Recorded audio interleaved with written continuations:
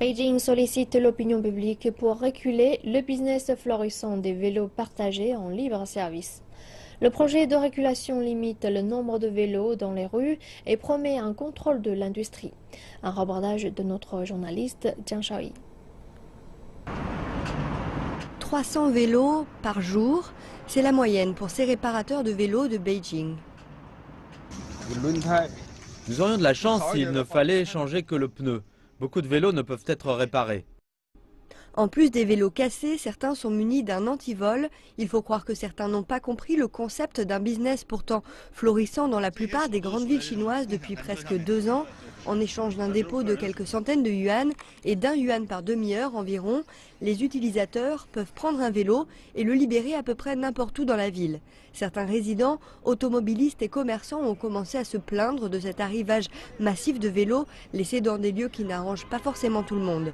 C'est pourquoi Beijing entend prendre des mesures de régulation.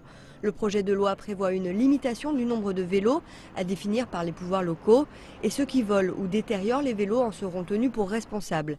Des zones de parking spéciales devraient également voir le jour. Nous allons créer davantage de parkings pour les vélos à côté des stations de métro, des zones résidentielles et des bureaux. Les autorités ont également requis l'équipement d'un GPS sur les vélos. Elles travaillent actuellement sur les spécifications techniques. Nous allons marquer certaines zones de parking sur des cartes électroniques pour que les applications de partage de vélos puissent guider les utilisateurs vers ces zones. Programme pilote pour un système de clôture électronique, pour le moment à l'étude.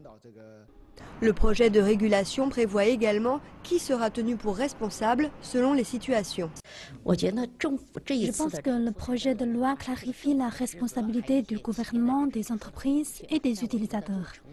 Je pense que les utilisateurs de vélos devraient se considérer comme une partie du système de vélos partagés et devraient penser à leur possible influence sur les autres. Les startups de partage de vélos comme Mobike ou Ofo, près de 700 000 vélos dans les rues de Beijing et comptent près de 11 millions d'utilisateurs. À la fin de l'année, la Chine devrait en compter 50 millions.